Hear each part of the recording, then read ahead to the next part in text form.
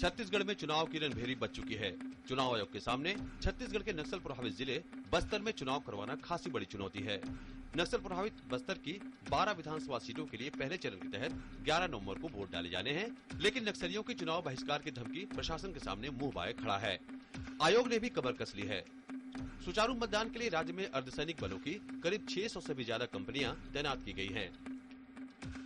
जहां तक इलेक्शंस की बात है, जो हमारे फोर्सेस ऑलरेडी एग्जिस्टिंग हैं, अभी डिप्लॉयड हैं, पैरामिलिट्री, हमारी सेंट्रल आर्म पुलिस फोर्सेस, हमारी स्टेट फोर्सेस और हमारी स्पेशल टास्क फोर्स, वो हमेशा लगातार ऑपरेशंस करती रही हैं। राज्य की कुल 21,424 पोलिंग बूथ में 6,920 बूथ संवेदनशील और 3,249 बूथ अति संवेदनशील हैं। इस चुनौती के मद्देनजर ही राज्य में 2 चरणों में चुनाव करवाए जा रहे हैं। चुनौती इस वजह से भी गंभीर है क्योंकि पहली बार नक्सलियों ने लोकतांत्रिक प्रक्रिया को बाधित करने के लिए सीधे राजनीतिक वर्ग को निशाने पर लिया है। मई में बस्तर की झीरम घाटी में कांग्रेस की परिवर्तन यात्रा पर हुए नक्सली हमले में कांग्रेस के अग्रिम पंक्ति के नेताओं समेत 35 लोग मारे गए थे।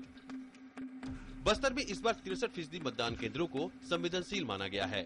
हालात यह है कि बीजापुर जिले में 243 मतदान केंद्र हैं, लेकिन इसमें से एक भी मतदान केंद्र सामान्य नहीं है। पिछले चुनाव में दंतेवाड़ा और कोंटा में 70 से अधिक मतदान केंद्रों को नक्सलियों के कारण बदल दिया गया था। इसके बाद भी नक्सलियों का असर इतना ज्यादा था कि 33 केंद्रों पर दोबारा मतदान करवाना पड़ा। कोंटा के गोंगड़ा केंद्र में तो 3 बार वोटिंग करानी पड़ी थी। हालांकि चुनाव आयोग का दावा है कि माओवाद प्रभावित बस्तर में उसके सामने किसी तरह का संकट नहीं है।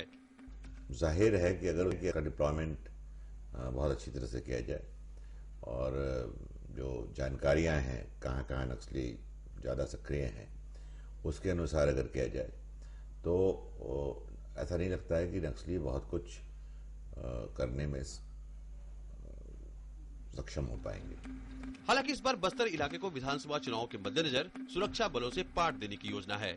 बस्तर और राजनांदगांव में चुनाव के लिए राज्य पुलिस के अलावा केंद्रीय और राज्य सशस्त्र बलों की 560 कंपनियां तैनात की जाएंगी। इन इलाकों में पहले से ही सुरक्षा बलों की 33 बटालियन तैनात है। संगीनों के साए में चुनाव को तो अंजाम दिया जा सकता है, लेकिन अगर हम 2008 के पिछले चुनाव की बात करें तो अकेले बस्तर के आदिवासी इलाकों में 50 से ज्यादा ऐसे मतदान केंद्र थे जहां एक भी मतदान नहीं हुआ है। ये साफ जाहिर करता है कि आदिवासी लोगों में चुनावी प्रक्रिया के लिए कोई खास जागरूकता नहीं है। कैमरामैन अनवर रिजवी के साथ सुधीर यादव, दूरदर्शन न्यूज, जगदलपुर।